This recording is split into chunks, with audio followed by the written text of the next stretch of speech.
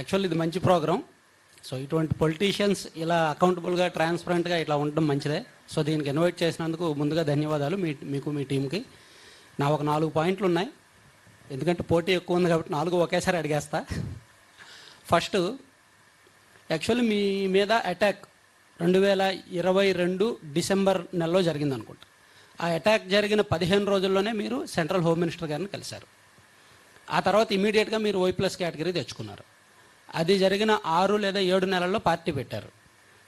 ఆ పార్టీ పెట్టిన 4 నెలల్లోనే తెలంగాణ ఎన్నికల్లో పోటీ చేశారు. సో ఇంత స్పీడ్గా ఇవన్నీ ఎలా జరిగాయి? ఏమైనా ప్రీ ప్లాన్ ఉందా?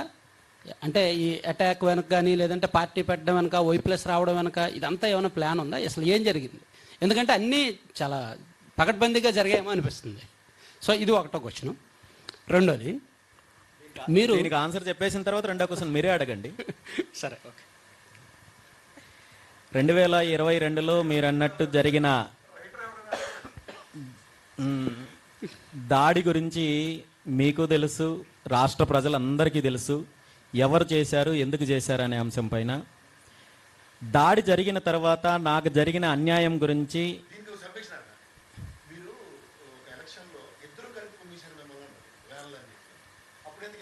టు బి ఫ్రాంక్, ఆ దాడి జరిగిన తర్వాతనే మీరు చాలా మందికి తెలిసారు. ఎక్కడికి వెళ్ళాలి, ఎక్కడికి వెళ్ళలేదని మీరు అంటున్నారు.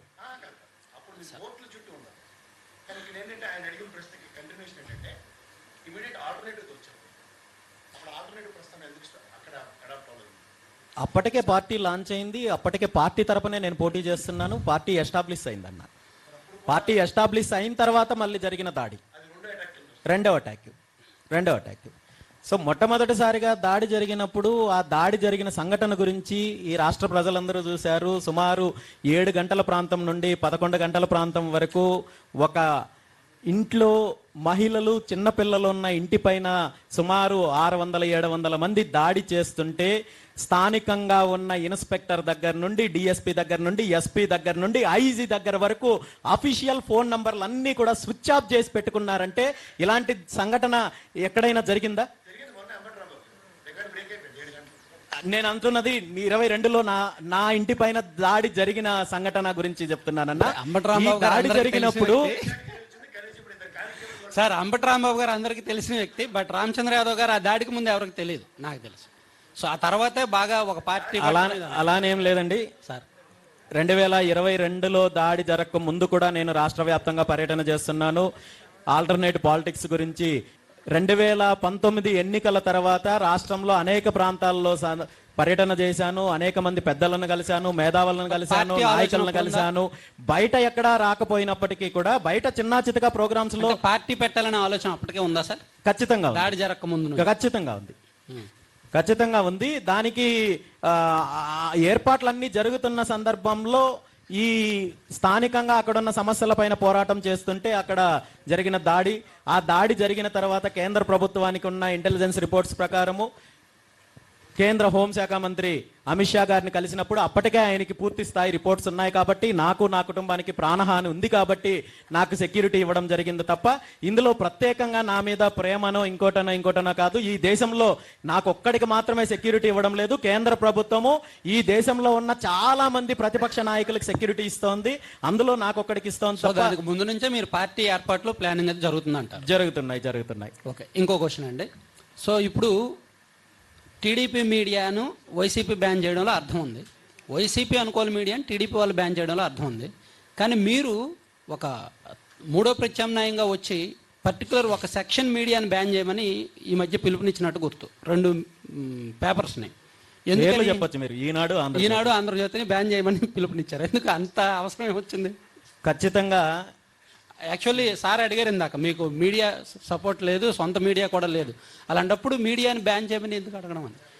మీరు చరిత్ర తీసుకున్నట్టయితే అనేక సందర్భాల్లో అనేక విధాలుగా ఆంధ్రజ్యోతి, ఈనాడు అనే ఈ 2 పత్రికలు బీసీలకు వ్యతిరేకంగా అనేక రకాలుగా తప్పుడు కథనాలు రాయడం జరిగింది. బీసీ నాయకులకు వ్యతిరేకంగా తప్పుడు కథనాలు రాయడం జరిగింది. బీసీల యొక్క పథకాల పైన తప్పుడు కథనాలు రాయడం జరిగింది.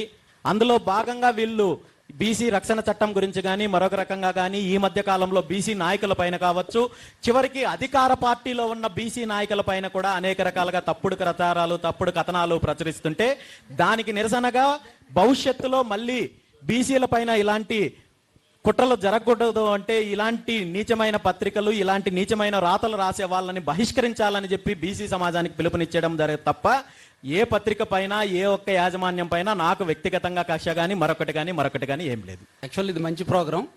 సో ఇటువంటి పొలిటీషియన్స్ ఇలా అకౌంటబుల్గా, ట్రాన్స్పరెంట్గా ఇట్లా ఉండడం మంచిదే. సో దీనికి ఇన్వైట్ చేసినందుకు ముందుగా ధన్యవాదాలు మీకు మీ టీంకి. నా ఒక 4 పాయింట్లు ఉన్నాయి, ఎందుకంటే పోటీ ఎక్కువ ఉంది కాబట్టి 4 ఒకేసారి అడిగేస్తా. ఫస్ట్, యాక్చువల్లీ మీ మీద అటాక్ 2022 డిసెంబర్ నెలలో జరిగింది అనుకుంటా. ఆ అటాక్ జరిగిన 15 రోజుల్లోనే మీరు సెంట్రల్ హోమ్ మినిస్టర్ గారిని కలిశారు. ఆ తర్వాత ఇమీడియట్గా మీరు Y+ కేటగిరీ తెచ్చుకున్నారు. అది జరిగిన 6 లేదా 7 నెలల్లో పార్టీ పెట్టారు. ఆ పార్టీ పెట్టిన 4 నెలల్లోనే తెలంగాణ ఎన్నికల్లో పోటీ చేశారు. సో ఇంత స్పీడ్గా ఇవన్నీ ఎలా జరిగాయి? ఏమైనా ప్రీ ప్లాన్ ఉందా? అంటే ఈ అటాక్ వెనక కానీ, లేదంటే పార్టీ పెట్టడం వెనక, Y+ రావడం వెనక ఇదంతా ఏమైనా ప్లాన్ ఉందా? అసలు ఏం జరిగింది? ఎందుకంటే అన్నీ చాలా పకడ్బందీగా జరిగాయేమో అనిపిస్తుంది. సో ఇది ఒకటో క్వశ్చన్. రెండోది, మీరు దీనికి ఆన్సర్ చెప్పేసిన తర్వాత రెండో క్వశ్చన్ మీరే అడగండి. సరే, ఓకే. 2022లో మీరు అన్నట్టు జరిగిన దాడి గురించి మీకు తెలుసు, రాష్ట్ర ప్రజలందరికీ తెలుసు. ఎవరు చేశారు, ఎందుకు చేశారు అనే అంశం పైన. దాడి జరిగిన తర్వాత నాకు జరిగిన అన్యాయం గురించి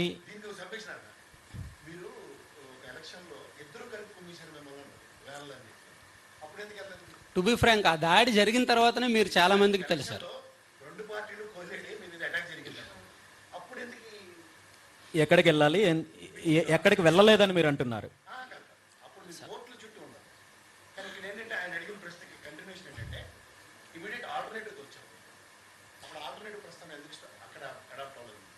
అప్పటికే పార్టీ లాంచ్ అయింది, అప్పటికే పార్టీ తరపునే నేను పోటీ చేస్తున్నాను. పార్టీ ఎస్టాబ్లిష్ అయిందన్న.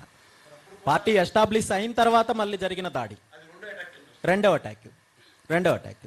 సో మొట్టమొదటిసారిగా దాడి జరిగినప్పుడు ఆ దాడి జరిగిన సంఘటన గురించి ఈ రాష్ట్ర ప్రజలందరూ చూశారు. సుమారు 7 గంటల ప్రాంతం నుండి 11 గంటల ప్రాంతం వరకు ఒక ఇంట్లో మహిళలు, చిన్నపిల్లలు ఉన్న ఇంటి పైన సుమారు 600-700 మంది దాడి చేస్తుంటే స్థానికంగా ఉన్న ఇన్స్పెక్టర్ దగ్గర నుండి, డిఎస్పీ దగ్గర నుండి, ఎస్పీ దగ్గర నుండి, ఐజీ దగ్గర వరకు అఫీషియల్ ఫోన్ నంబర్లు అన్నీ కూడా స్విచ్ ఆఫ్ చేసి పెట్టుకున్నారంటే ఇలాంటి సంఘటన ఎక్కడైనా జరిగిందా? నేను అంటున్నది 22లో నా ఇంటి పైన దాడి జరిగిన సంఘటన గురించి చెప్తున్నానన్నా. దాడి జరిగినప్పుడు సార్, అంబటి రాంబాబు గారు అందరికీ తెలిసిన వ్యక్తి. బట్ రామచంద్ర యాదవ్ గారు ఆ దాడికి ముందు ఎవరికి తెలియదు, నాకు తెలుసు. సో ఆ తర్వాతే బాగా ఒక పార్టీ అలానేం లేదండి సార్. 2022లో దాడి జరగక ముందు కూడా నేను రాష్ట్ర వ్యాప్తంగా పర్యటన చేస్తున్నాను. ఆల్టర్నేట్ పాలిటిక్స్ గురించి 2019 ఎన్నికల తర్వాత రాష్ట్రంలో అనేక ప్రాంతాల్లో పర్యటన చేశాను. అనేక మంది పెద్దలను కలిశాను, మేధావులను కలిశాను, నాయకులను కలిశాను. బయట ఎక్కడా రాకపోయినప్పటికీ కూడా బయట చిన్న చితక ప్రోగ్రామ్స్ లో పార్టీ పెట్టాలనే ఆలోచన అప్పటికే ఉందా సార్? ఖచ్చితంగా దాడి జరగక ముందు ఖచ్చితంగా ఉంది. దానికి ఏర్పాట్లన్నీ జరుగుతున్న సందర్భంలో ఈ స్థానికంగా అక్కడున్న సమస్యల పైన పోరాటం చేస్తుంటే అక్కడ జరిగిన ఆ దాడి జరిగిన తర్వాత కేంద్ర ప్రభుత్వానికి ఉన్న ఇంటెలిజెన్స్ రిపోర్ట్స్ ప్రకారము కేంద్ర హోంశాఖ మంత్రి అమిత్ షా గారిని కలిసినప్పుడు అప్పటికే ఆయనకి పూర్తి స్థాయి రిపోర్ట్స్ ఉన్నాయి కాబట్టి, నాకు నా కుటుంబానికి ప్రాణహాని ఉంది కాబట్టి నాకు సెక్యూరిటీ ఇవ్వడం జరిగింది తప్ప ఇందులో ప్రత్యేకంగా నా మీద ప్రేమనో ఇంకోటనో కాదు. ఈ దేశంలో నాకు ఒక్కడికి మాత్రమే సెక్యూరిటీ ఇవ్వడం లేదు. కేంద్ర ప్రభుత్వము ఈ దేశంలో ఉన్న చాలా మంది ప్రతిపక్ష నాయకులకు సెక్యూరిటీ ఇస్తోంది, అందులో నాకు ఒక్కడికి ఇస్తోంది. దానికి ముందు నుంచే మీరు పార్టీ ఏర్పాట్లు ప్లానింగ్ అది జరుగుతున్నాయి. ఓకే, ఇంకో క్వశ్చన్ అండి. సో ఇప్పుడు టీడీపీ మీడియాను వైసీపీ బ్యాన్ చేయడంలో అర్థం ఉంది, వైసీపీ అనుకూల మీడియాను టీడీపీ వాళ్ళు బ్యాన్ చేయడంలో అర్థం ఉంది. కానీ మీరు ఒక మూడో ప్రత్యామ్నాయంగా వచ్చి పర్టికులర్ ఒక సెక్షన్ మీడియాను బ్యాన్ చేయమని ఈ మధ్య పిలుపునిచ్చినట్టు గుర్తు, 2 పేపర్స్ని. ఎందుకు చెప్పొచ్చు మీరు? ఈనాడు ఆంధ్రజ్యోతిని బ్యాన్ చేయమని పిలుపునిచ్చారు. ఎందుకు అంత అవసరం ఏమొచ్చింది? ఖచ్చితంగా యాక్చువల్లీ సార్ అడిగారు ఇందాక, మీకు మీడియా సపోర్ట్ లేదు, సొంత మీడియా కూడా లేదు, అలాంటప్పుడు మీడియాని బ్యాన్ చేయమని ఎందుకు అడగడం అని.